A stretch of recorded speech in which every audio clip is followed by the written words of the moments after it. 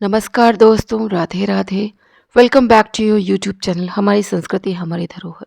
दोस्तों, अब हम सुनने जा रहे हैं माघ महात्म्य 25वां अध्याय। दोस्तों, यदि आपका कोई भी अध्याय छूट गया हो तो आप डिस्क्रिप्शन बॉक्स में दिए गए लिंक पर क्लिक कर कर उसे सुन सकते हैं। अब तक जितने भी मैंने अध्याय आपको सुनाए हैं उन सब का लिंक इस डिस्क्रिप्शन बॉक्स में मैं डाल दूंगी, जिन्हें सुनकर आप पुण्य लाभ प्राप्त कर सकते हैं।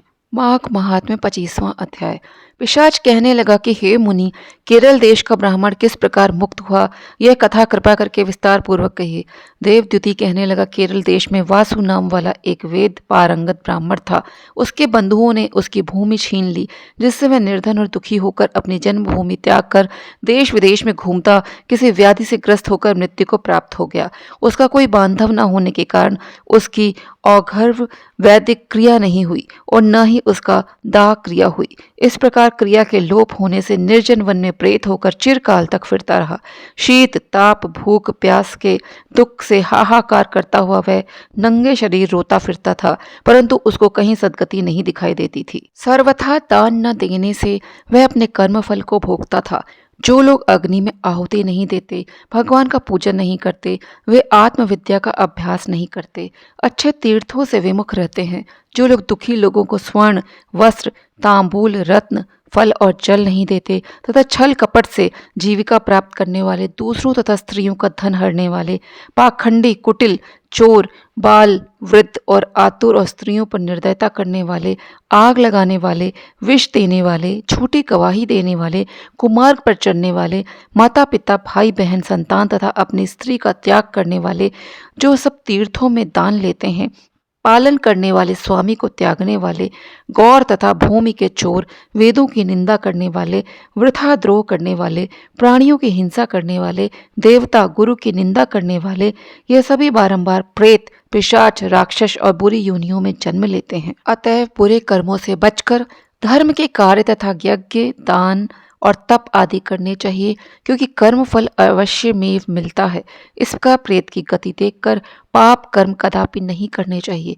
ब्राह्मण कहने लगा कि इस प्रकार उस केरल ब्राह्मण ने उस पर्वत पर अधिक समय व्यतीत करके एक मार्ग में एक पथिक को देखा, जो 2 गगरियों में त्रिवेणी का जल लिए हुए था, आनंद पूर्वक भगवान के चरित्र का गान कर रहा था।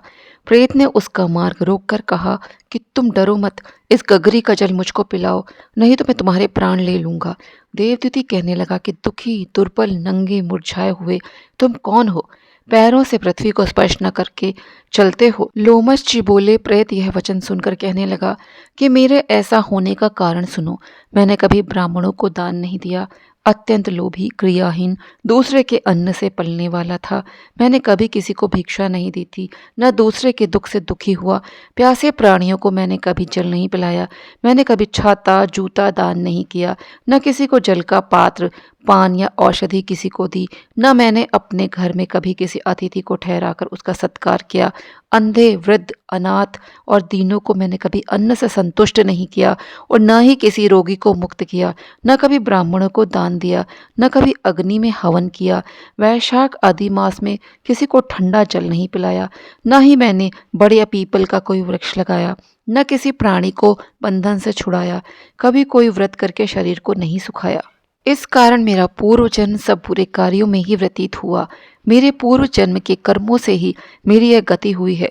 इस वन में व्याघ्र भेड़िए से बचा हुआ मांस तथा जंतुओं के खाने से गिरे हुए फल, वृक्षों पर लगे हुए सुंदर फल तथा झरने का सुंदर जल सभी मिलते हैं, परंतु देव इच्छा से मैं कुछ नहीं खा सकता। सर्प की तरह केवल पवन भक्षण करके जीवन व्यतीत करता हूँ। बल बुद्धि मंत्र पुरुषार्थ से लाभ हानि सुख दुख विवाह मृत्यु जीवन भोग रोग तथा वियोग में केवल भाग्य ही कारण होता है। कुरूप मूर्ख कुकर्मी निंदित तथा पराक्रम से हीन मनुष्य भी भाग्य से ही राज्य भोगते हैं। काणे लूले लंगड़े नीतिहीन निर्गुण नपुंसक भाग्य से राज्य प्राप्त करते हैं। पर्वत पर भी बलवान राक्षस पिशाच रहते हैं, जिनमें से कभी कभी कोई कहीं कहीं वन में फिरते हुए अपने कर्म के अनुसार अन्न जल प्राप्त करते हैं, परंतु आपको उनका भय नहीं होना चाहिए, क्योंकि धर्मात्मा पुरुष की पवित्रता ही उनकी रक्षा करती है। ग्रह नक्षत्र देवता सर्वथा धर्मात्माओं की रक्षा करते हैं। यह पिशाच आप जैसे भक्त की तरफ आंख उठाकर भी नहीं देख सकते। जो नारायण भगवान की भक्ति से पवित्र रहता है उसको प्रेत पिशाच पूतना कोई बाधा नहीं दे सकते। भूत बेताल पिशाच गंधर्व काकिन शाकिनी ग्रह रेवती यज्ञ मात्र ग्रह भयंकर ग्रह कृत्या सर्प कूष्मांड तथा दूसरे दुष्ट जंतु पवित्र वैष्णव की तरफ देख भी नहीं सकते। जिसकी जिह्वा पर गोविंद का नाम हृदय में वेद तथा श्रुति विद्यमान है, जो पवित्र और दानी है, उनको कभी भय नहीं हो सकता। हे ब्राह्मण, इस प्रकार कर्मों का फल भोगता हुआ मैं यहाँ रहता हूँ, ऐसा सोचकर मैं शोक नहीं करता। एक बार मैं जवालिनी नदी के किनारे पर गया था। वहां पर घूमते हुए मैंने सारस के वचनों को सुना था। माघ महात्म्य 25वां अध्याय समाप्त। माघ महात्म्य 26वां अध्याय।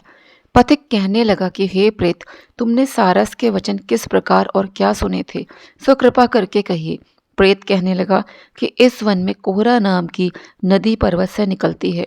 मैं घूमता घूमता उस नदी के किनारे पहुंचा और थकावट दूर करने के लिए वहां पर ठहर गया। उसी समय लाल मुख और तीखे दांतों वाला एक बड़ा बंदर वृक्ष से उतरकर जल्दी से वहां पर आया जहां एक सारस सोया हुआ था। उस चंचल बंदर ने कई एक पक्षियों को देखकर उस सोए हुए सारस को दृढ़ता से पैरों से पकड़ लिया और तो सब पक्षी उड़कर वहां से चले गए, परंतु सारसी भयभीत होकर विलाप करती हुई वहीं पर रुक गई। नींद के दूर होने तथा भय से नेत्र खोलकर सारस ने बंदर को देखा और मधुर वाणी से कहने लगा, हे बंदर, तुम बिना अपराध मुझको क्यों दुख देते हो? इस संसार में राजा भी केवल अपराधियों को ही दंड देता है। तुम्हारे जैसे श्रेष्ठ प्राणी किसी को पीड़ा नहीं देते।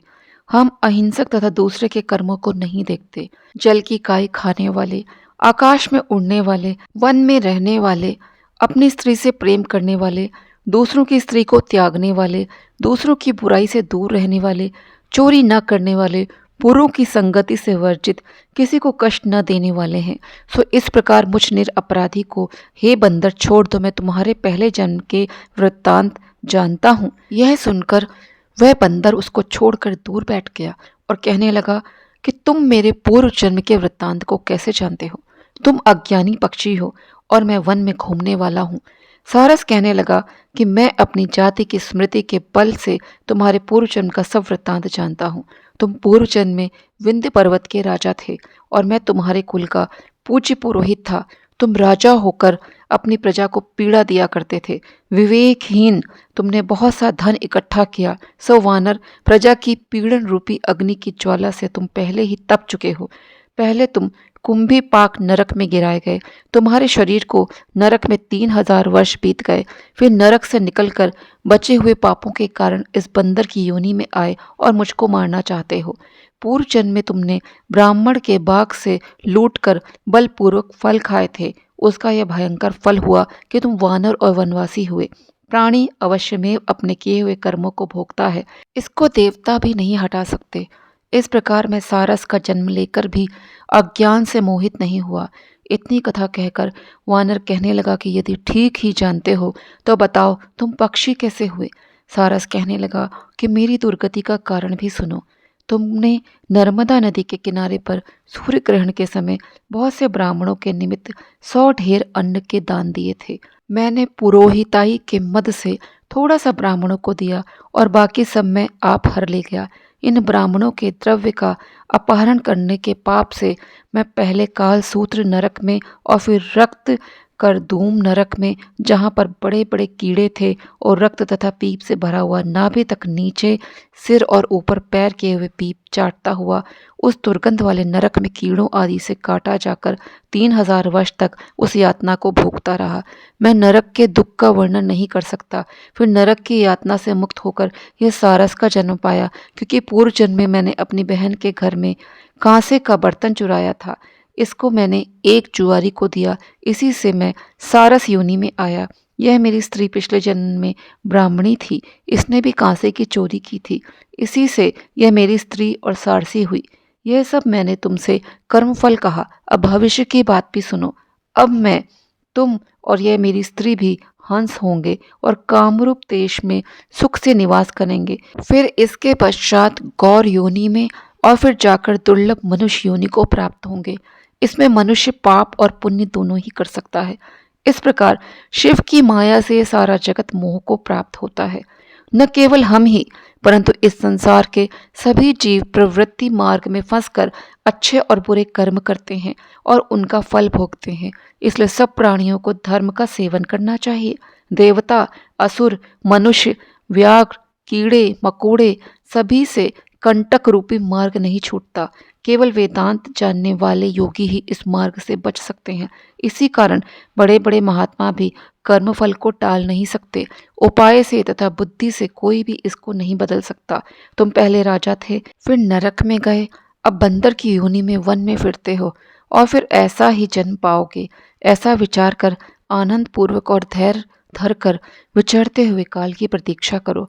तब वानर ने कहा कि पहले जन्म में मैं तुम्हारी पूजा करता था, अब तुम मुझको प्रणाम करते हो। तुम जाति के स्मरण से पूर्व जन्म के वृत्तांत को जानते हो। आनंद पूर्वक रहो, तुम्हारा कल्याण हो। तुम्हारे वचनों को सुनकर मैं मोह रहित होकर वन में विचरूंगा। प्रेत कहने लगा कि हे पथिक, मैंने नदी के तट पर बंदर और सारस का यह संवाद सुना, तब मुझको बोध हुआ और मोह तथा शोक का नाश हुआ। माघ महात्म्य 26वां अध्याय समाप्त। आशा करती हूँ आपको ये सारे अध्याय अच्छे लगे होंगे। मेरे साथ बने रहने के लिए आपका धन्यवाद। आगे आने वाली कथा कहानी के लिए भी आप मेरे साथ ऐसे ही बने रहें। धन्यवाद।